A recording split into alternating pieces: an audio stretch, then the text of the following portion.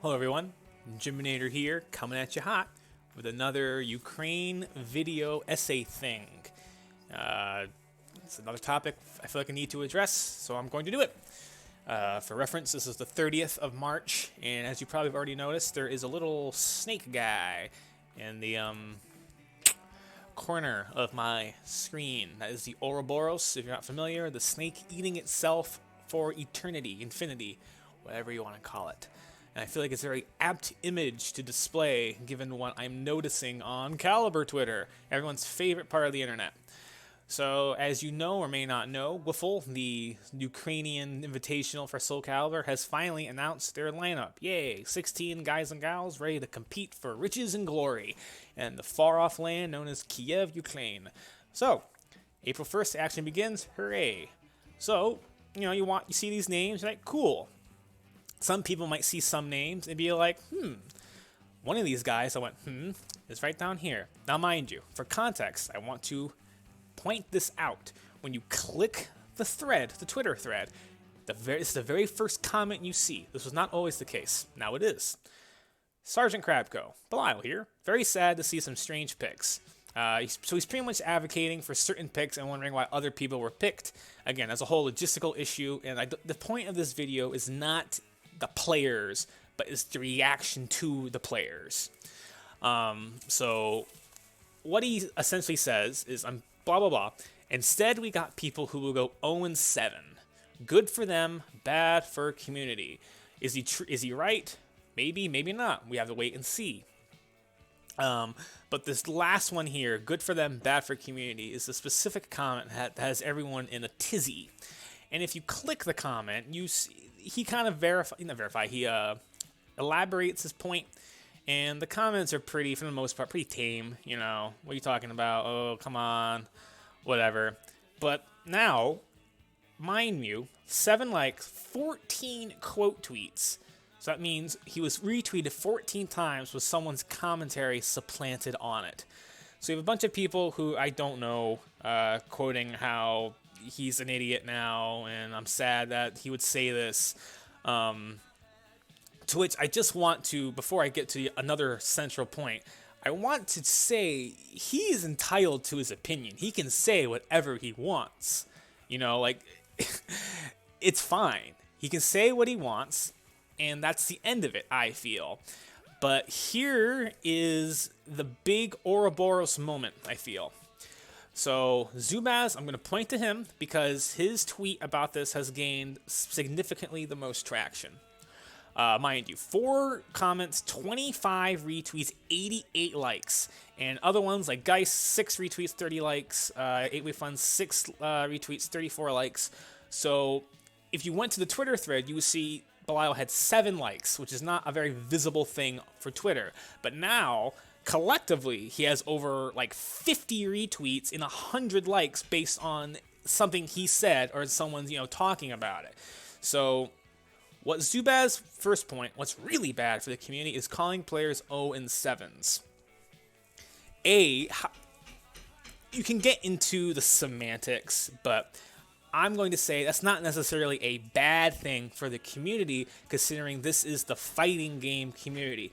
Conflict, the fight, and the resolution are the integral parts of what fuels the community. We fight each other, we play, we battle for glory and more. So you are fully within your right as a person to say someone sucks at the game. And what then would usually happen, at least back in my day, you would say X sucks. Then X would come out and say, no, you suck. Or they would argue in some other way. And then you have a potential match, you have a storyline, you have something to look forward to, and you ultimately have something for the community to talk about. Now, in our Twitter COVID invitational SoulCalibur thing, that's not really the case, and that's not really what wants to be accepted, at least by a visible part of the Twitter SoulCalibur community. So if you're not with it, you gotta go. But back to the Ouroboros, if you want something like a take you find issue with and don't think it deserves traction, and you think it damages the community, like what Zubaz is saying, why retweet it?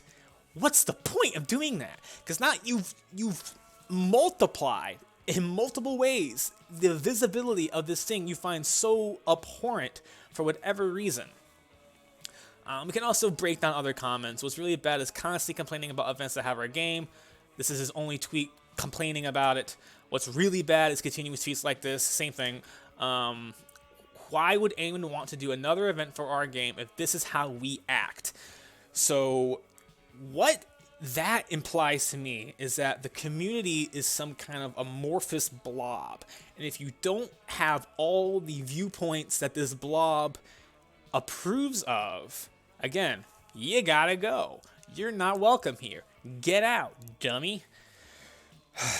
So, Ouroboros, the community likes to cannibalize itself in things like this. Well, all he's doing is expressing his point. And mind you see all these tweets. They're just piling it on this guy. So, Ouroboros SoulCalibur, and I'm going to use Zubaz again. Because as you know or may not know, Zubaz is now an analyst for this event. So he has a piece of the pie, so to speak. So I'll say this going well is very... he wants this to go well for the future. You know what I'm saying? But what this tweet emblemizes for me is the self-undertaking of leadership and authority, where he pretty much takes the crown and says, look, this is how things need to be, this is how things should be, and I am the voice for this cause. People who take the crown upon themselves inevitably fail, and the power structure, whatever you want to call it, will inevitably crumble. Good leaders, I feel, are chosen by the community, and the leaders who are getting chosen show a form of reluctance.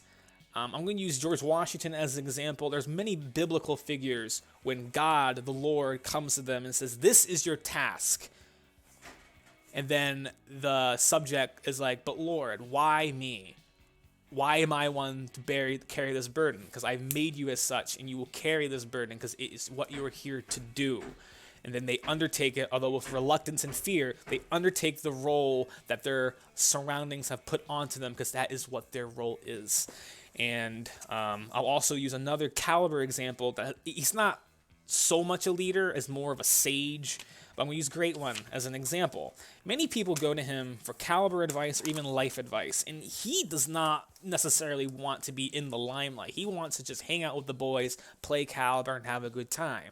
But because of how he has nurtured his surroundings and how not everyone, but people around him they look to him for guidance, he is given this leader role without wanting it or advocating for it. It just is. This tweet right here is not that at all. Just gotta get that out the way. So then the next point I want to get to is affording grace to your community, because it's very easy to just blab and chastise people on Twitter for takes they have. I do it all the time. It's very easy. But the people in the community and people who play Caliber need to afford each other a degree of grace. I think no one's really affording Belial grace, at least publicly. I don't know what people are saying in Discord chats or whatever, but very few people are giving Belial grace. And I'll use myself as an example. I used to have a pretty significant beef with Zeph, and the beef with Zeph got to the point it no longer became a part of the game. We would just fling personal insults at each other, and no one had fun, and it was just a really bad look. But as we have aged, as we have grown, and as we have interacted in person, that's the key part, in person. You need that in-person connection, I feel, to afford legitimate grace, which I guess kind of may defeat the point of what I'm trying to make, but I feel like I need to talk about it. So you need to be able to afford grace. As we have aged and as we've interacted, without saying it, we're cool with each other, we respect each other, we realize what we said in the past in many ways were stupid, inappropriate, you name it, and now we're chilled, now we're cool, I hope. But no one's really doing that. I see on Twitter. And it's very hard on Twitter, I'll admit. Very hard on the internet to give anyone grace because everyone's a moron on the internet. At least that's how you perceive it. Because, you know, it's all about outrage on the internet for the most part. And so the final point I want to make before I kind of wrap this up is that I don't have tweets pulled up for these points, but this is again with the amorphous blob comparison about the community. It's that there are many tweets out there now from community members saying that if you don't like this, shut up. You know, you should be thanking these people, you should be grateful, and you should be watching the matches. Why? On one hand, yes, of course, a great opportunity, a great show, Caliber happening. Great. On the other hand, who are these people? You know, you don't necessarily, and here's my dog, he's saying hi. There's nothing necessarily compelling you to, you know, I don't want to use the word worship, but, you know, put laurels on this company who is sponsoring our game. And I know a lot of people are getting a lot of money out of this, and you don't want to lose that money. I understand. But do not worship false idols. That's all I'm saying when it comes to this stuff. Do not worship false idols. That's all I'm going to say for this video. Stay tuned for more. Love you. Thanks for watching.